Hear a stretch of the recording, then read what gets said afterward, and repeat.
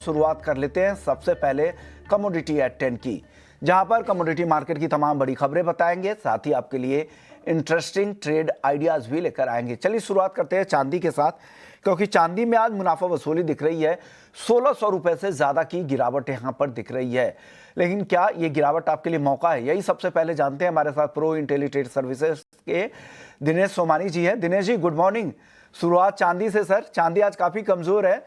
क्या दिन के दौरान कुछ रिकवरी की उम्मीद है या इस हफ्ते रिकवरी की उम्मीद कर रहे हैं, और कितना गिरने के बाद खरीदना चाहिए, ये भी बता दीजिए। जी बिल्कुल विश्व मोहन जी, पिछला वीक जो है चांदी के लिए काफी अच्छा साबित हुआ है। 4.5 से 5% के गेन देखने मिले हैं। 1,85,000 के ऊपर के लेवल्स हमें मार्च कॉन्ट्रैक्ट में देखने मिले। वहां से थोड़ा सा गिरावट का रुख आया है। आई थिंक 1,81,200 के आसपास इंट्राडे में ये बाइंग बनता है।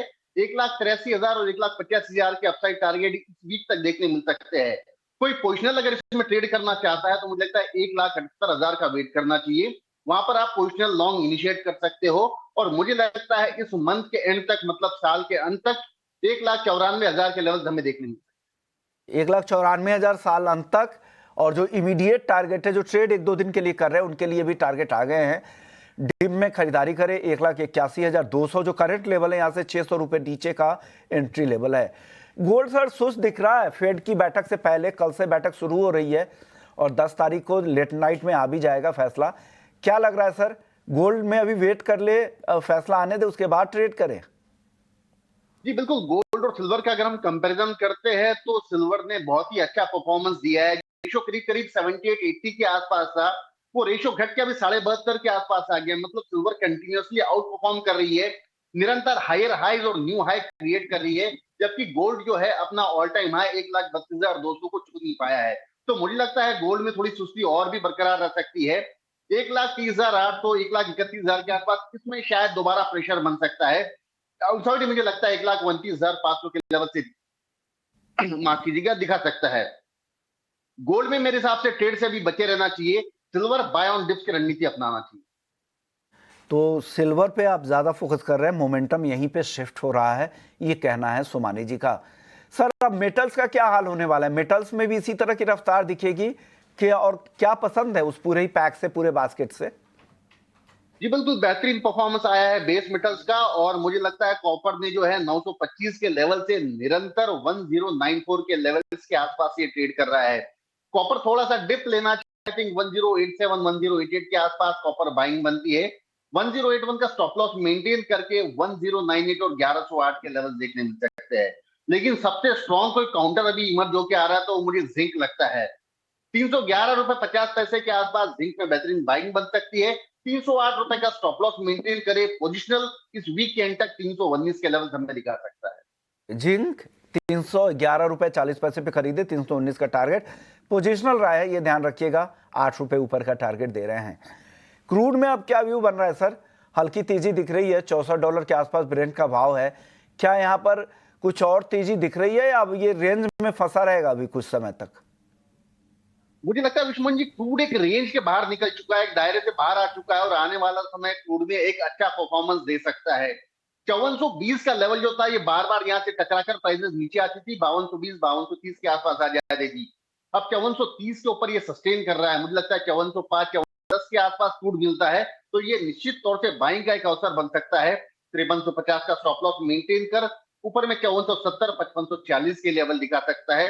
कोई पोजिशनल इसको अगर होल्ड करना चाहता है तो मुझे लगता है ये 5700 के लेवल भी दिखा सकता है। स्टॉप लॉस पोजिशनल ट्रेड के लिए 5250 का मेंटेन करना चाहिए। के तो आपको लग रहा है कि पोजिशनल अगर नजरिया है तो आप इसे होल्ड कर सकते हैं। 5540 तक भी ये आगे जा सकता है।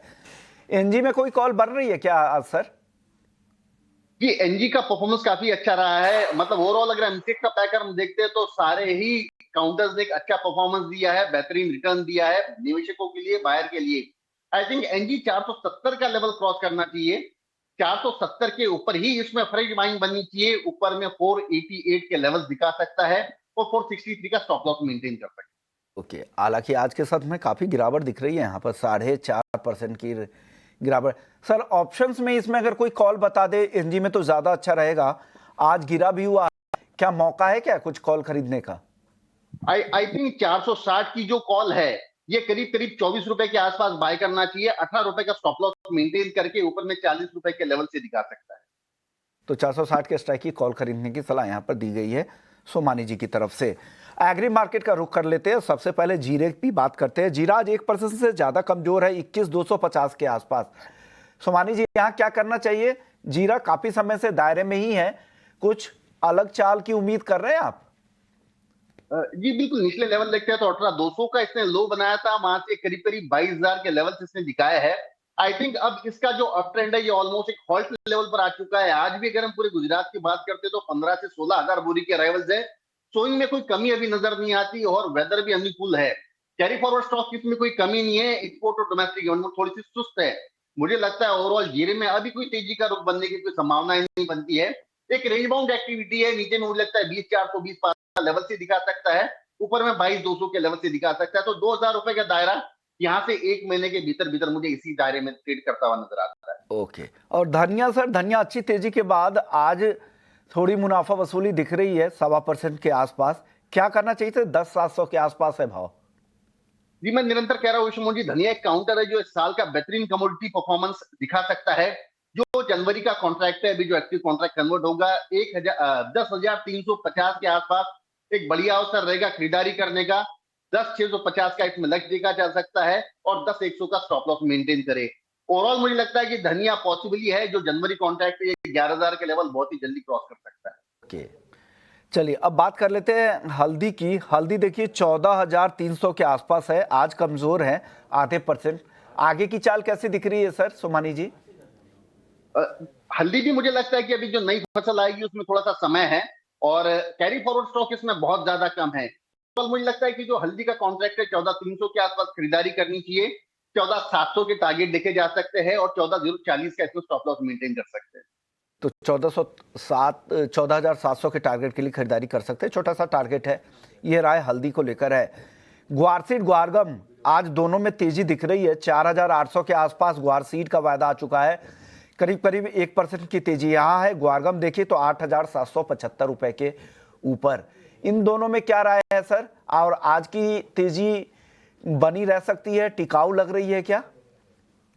मुझे लगता है ग्वारसीड ग्वारगम काफी अंडर वैल्यू रही चुकी है कमोडिटी। वैल्यू बाइंग के तौर पर इसमें बाइंग जरूर की जा सकती है और खासकर जो गम है जनवरी कॉन्ट्रैक्ट आई थिंक 8850 के आसपास बाय करना चाहिए। 8700 के स्टॉप लॉस से ऊपर में 9200 के लेवल से दिखा सकता है। वैल्यू बाइंग के तौर पे निश्चित तौर से ग्वारगम एक बार बाइंग बनता है। वैल्यू बाई के तौर पे यहाँ पे खरीद सकते हैं क्योंकि लंबे समय से एक डाउन ट्रेंड में ही रहा है। तो यहाँ पर नीचे में आपको थोड़ा सा जरूर देना पड़ेगा, लेकिन आप नीचे में खरीदारी के मौके तलाश सकते हैं।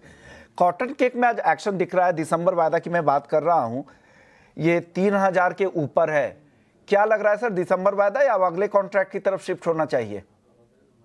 जी नहीं, दिसंबर ही काफी एक्टिव कॉन्ट्रैक्ट है और दिसंबर काफी प्रीमियम में ट्रेड कर रहा है जनवरी के मुकाबले। तो दिसंबर पर ही जोर लगाना चाहिए। 2960 एक बहुत बड़ा रेजिस्टेंस जोन था, मुझे लगता है ये बड़े वॉल्यूम के साथ क्रॉस हुआ है।